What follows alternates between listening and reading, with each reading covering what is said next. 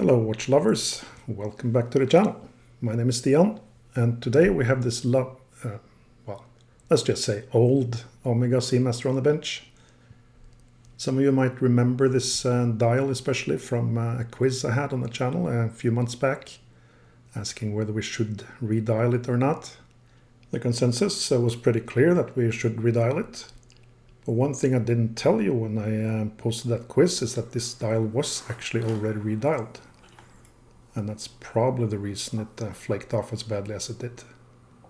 And we can tell that the dial was redialed because the font is actually not the way it should be. So I sent the dial to the redialer and he will do his job while we watch this video, and then we'll come back to the dial towards the end of the video. We see the case is pretty bad as well.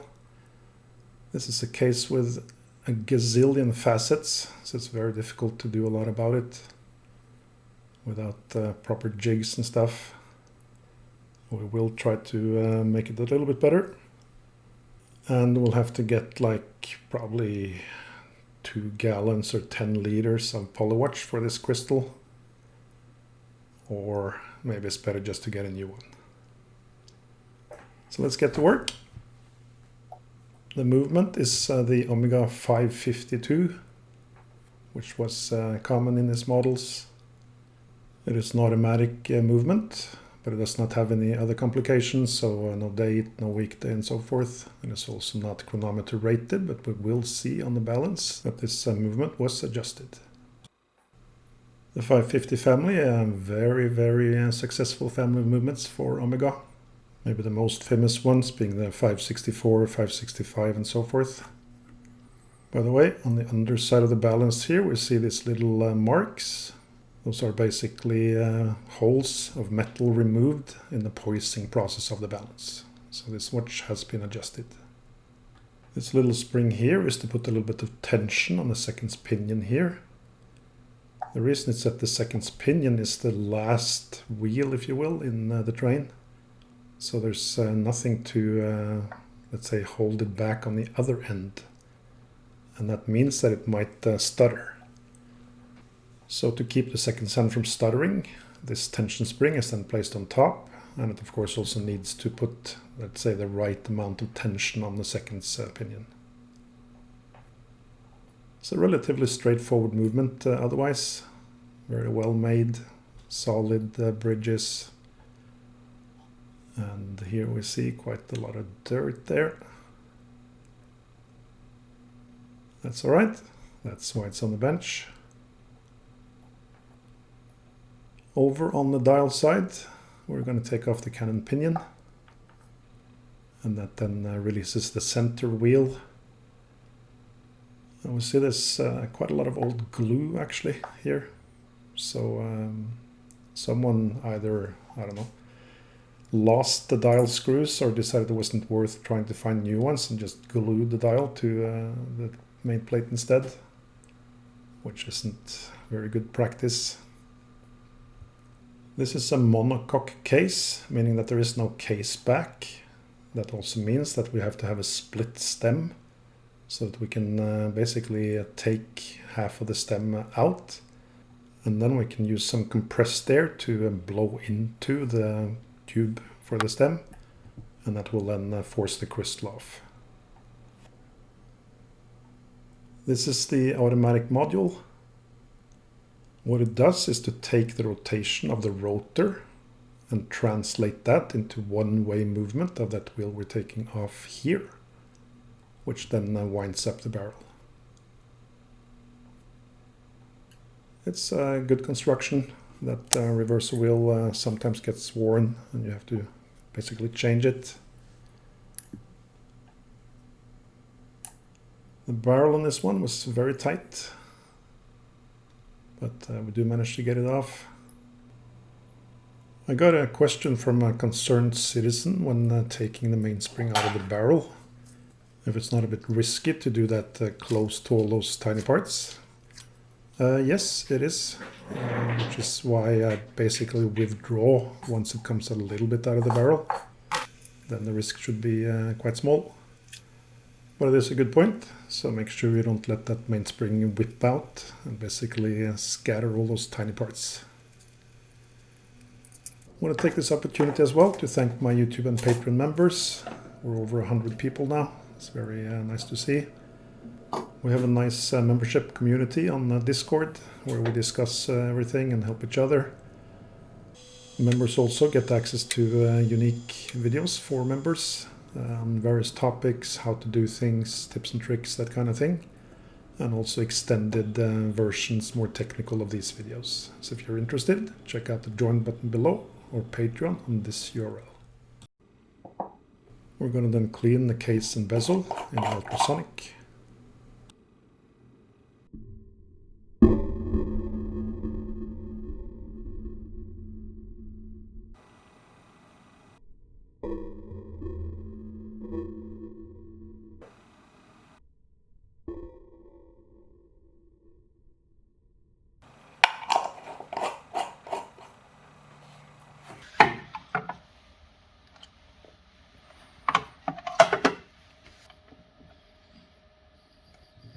And brace yourselves for some nightmare cicada sounds.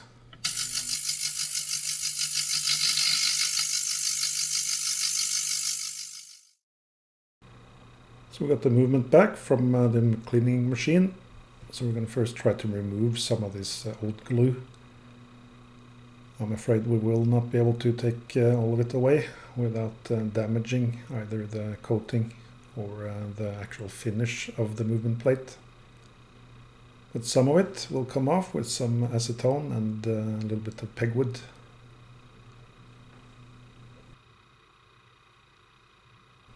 And then we're going to put in some new dial screws, so we don't need that glue anymore. I have this little collection of screws here. These are pretty small. These are without any head on them, which is quite common. But you could also use a regular screw and just cut it a little bit to shape in the lathe.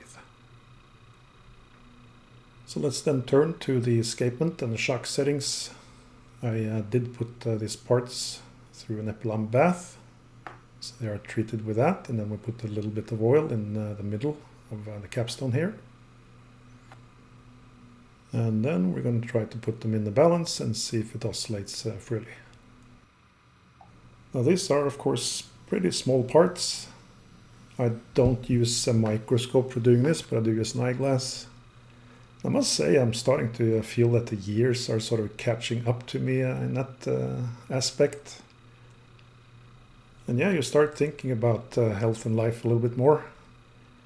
And I saw this kind of ad for kind of a dance class. And this class was break dancing for seniors. And the picture had this like 70-year-olds doing break dance. That seemed a little bit too literal of a title for me, but anyway. Let's get the final shock setting in, and then we can test the balance.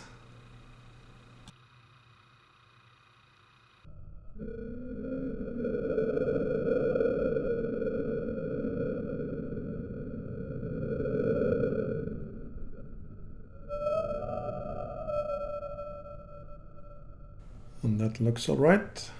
Slightly uneven, but good enough. So let's get on with the rest of the movement. I'm going to put in the train of wheels first. When assembling a movement, you can do that in a few different ways. There are some parts that need to go on before others. For this family of movements, that's mostly that this barrel bridge has to go in before the third wheel, because the third wheel sort of rests on top of it. But in general, you can choose whether you want to assemble the train first or the dial side, keyless works, that kind of thing first. Another question might be if anyone actually does this anymore. Repair watches, that is. Because it's an undeniable and perhaps sad fact that mechanical watches aren't really used for timekeeping anymore. Except in some very specific situations, most people really don't need a mechanical watch. I mean, ever since the 70s, you've had quartz watches, and they are undeniably much better at keeping time. And of course nowadays you have timekeepers basically everywhere you look. You have them in your fridge, your car, airport, work, everywhere you are. So yeah, it is a very interesting discussion about the future of mechanical watches, and of course also about the future of the trade of watch repair, watchmaking. I do write about these things on my website, and not only me, but also we have some guest posts from other thinkers in the field. So to have a look, go over to vintagewatchservices.eu/musings and check it out.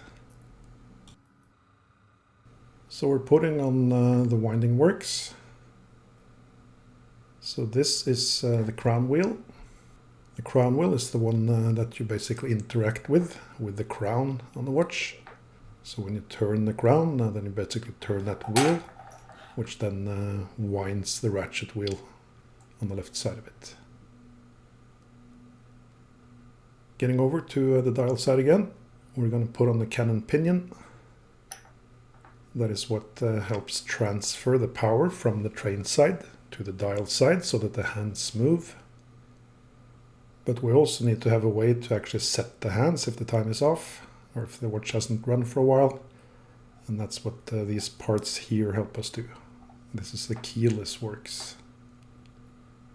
It's named keyless, so without a key, because at some point they went from having keys on the pocket watches to not having keys.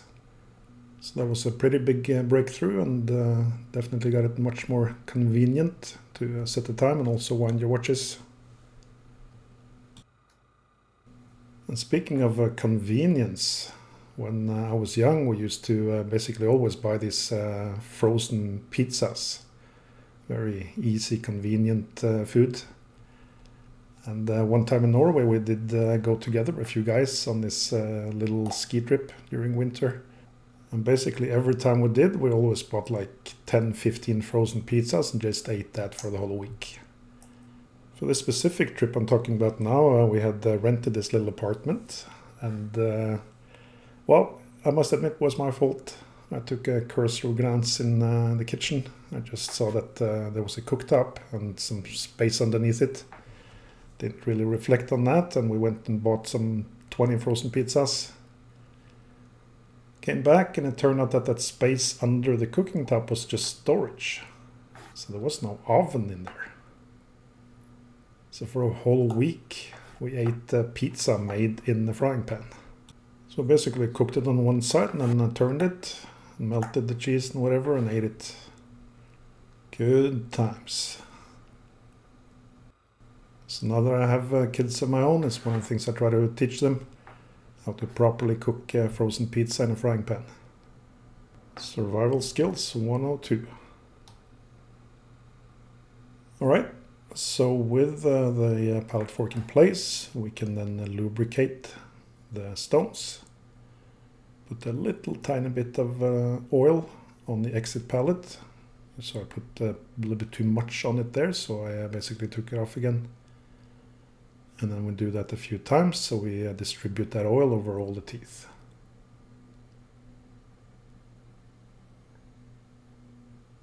And then we can put the balance in and see if this baby wants to start up.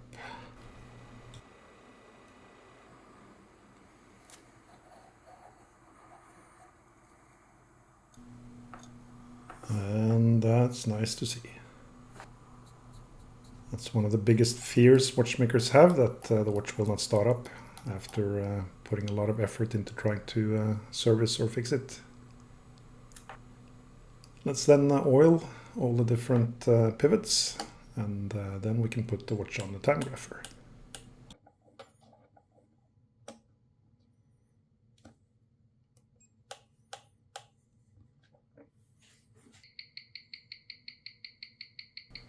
And yeah, after some adjustments, that looks just fine. Let's then turn to the automatic module. I immersed the reverser wheel here in some Lubetta V105. That's a special lubrication for reversing wheels. And then we have these two different pinions. They interact with the top and the bottom wheel, respectively, of the reverse wheel. And the end result is that they turn the rotation of the rotor in two directions into one direction of the driving wheel on the left here, so that it always winds the barrel in the right direction. Now we always want to test after we complete a module of some sort that it works. So for the reversing wheels, automatic module, we simply turn this pinion that interacts with the rotor, and then we make sure that whether we turn it left or right, it always drives the driving wheel in one direction. When we put this whole module back, we give a little bit of wind on the crown. That helps the different wheels and pinions fall into mesh. Now, one question one might have is why is the color of the automatic bridge a little bit different? Short answer is I don't know. Could be the different reasons. It could have been treated differently, lying longer in the bath, that kind of thing, different chemicals, what have you. Could also be a replacement, but that's honestly quite rare.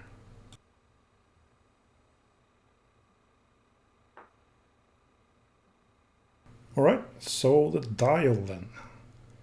This is what the dial looked like before. Not really in great shape, to put it that way, and we see that the hands are also pretty badly damaged, especially the minute hand is twisted. So I did find a new set of hands, and let's see what the refinisher did with the dial. Drum roll, please. There we have it. That's our refinished dial.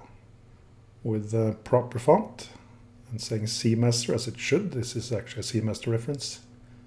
It is of course still the same dial. What the refinisher of a dial does is to take off the dial details, so the logo, the hour markers and so forth. And basically scrub the whole thing clean and then apply a new paint and a new finish. So yeah, looks slightly better.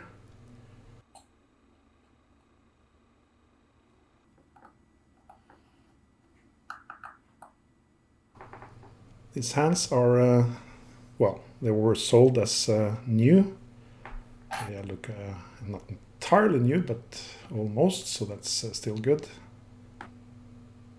The watch isn't new, and I don't think it should look quite new, but it will look very good. There's always a little bit of a perhaps kind of ethical dilemma. Do we want old watches to look new? In my view, there is no, not really. But the thing is, when a dial is as far gone as this one was, and as I said, I think that's likely due to a not very good redial at some point, then yeah, you have to make it better, of course. Let's pick that discussion up a little bit later. We first need to adjust the cannon pinion a little bit. I noticed that the hands were very, very easy to move when I put them on. So I'm going to tighten the cannon pinion a little bit with this tool here. I'm going to use my watchmaker's sledgehammer for this, so cover your ears. Or not. Kind of a shame in a sense, you know. I mean, watchmakers are these big hulking masses of muscle and testosterone. But yeah, you wouldn't know it, huh? So what I'm doing here is to make sure that the teeth of the cannon pinion fits in between the teeth of the minute wheel, so we don't damage any of the teeth. That little challenge or risk is why I generally like to put on the cannon pinion before those other wheels. Of course, that's not possible when you took it off to adjust it like this. All right, we are getting close to finishing the watch. There is, however, a little snag here. We see that the seconds hand gets caught up in the minute hand. So I'm going to take the seconds hand off again. And yeah, there is a tool for that. This is the Horror-Tech tool for taking off hands without touching the dial. I generally don't use it apart from these specific situations, and on some chronograph watches you also want to take the seconds hand off like this. There is this little needle that you have to fit precisely on top of the second's pinion. And then when you press it further down, the tool automatically pulls the second's hand up and away from the rest of the hands. It's an excellent tool, much better than any Chinese cheap clones. Don't come near what this Hortec tool can do, but it is also quite expensive. So after a little adjustment of the second hand, we see that they all run nicely together. Given that this is a monocoque case, we need to put the rotor on before we put the movement in the case. If it was with a normal case back, I'd rather put the rotor on after having secured the movement into the case, but that's just not possible here. And before casing the movement, we're also going to work a little bit on the case. So the case is quite complex. You have a lot of small facets on the lugs. That was very finicky work and I was very concentrated, so I just forgot to film it. But I did most of that by not running the lapping machine, just turning the wheel a little bit by hand, and you don't need to turn it much. With these tiny facets, a couple of revolutions of the wheel is already a lot. After the preparation work on the lapping wheel, I then take it over to these finishing wheels. The one on the left here is to take away the tiny scratches. And then the wheel on the right is to create a mirror finish. Also worth noting is that this case does not have any brushed surfaces. It's all facets and mirror finish. Another thing we need to look at is the crown, or more specifically the crown gasket. That black, stiff, brittle thingy used to be a rubber gasket. So I'm first taking out that old gasket remnants, which is completely useless of course in that condition. And then we're going to clean the crown and find a new gasket for it. You can see there's a kind of a top plate there on the crown, and underneath it is another circular plate, and between those two the new gasket will fit.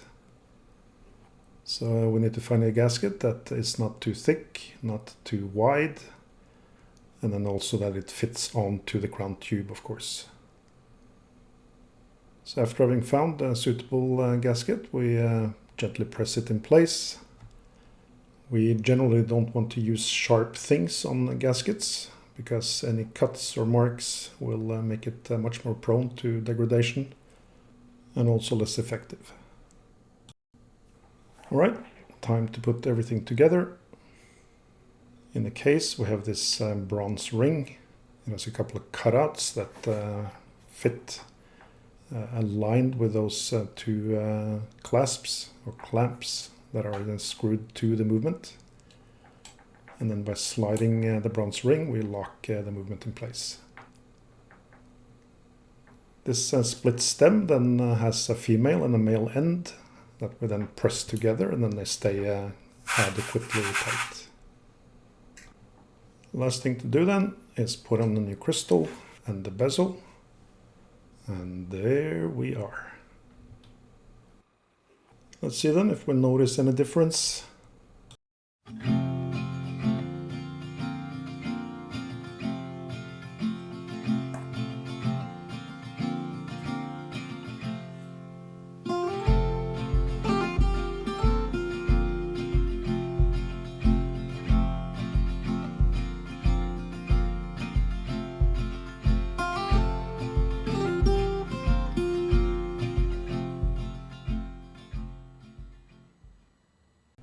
Before seeing the watch on the wrist, just want to remind everyone that at vintagewatchservices.eu you will always find more than 100 beautiful vintage watches. And as a YouTube subscriber, you can use this coupon code for 10% off. And there we have it. An Omega Seamaster reborn.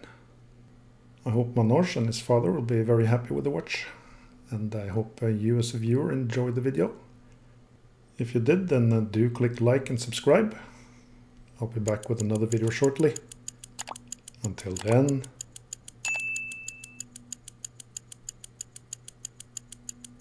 ta-ta.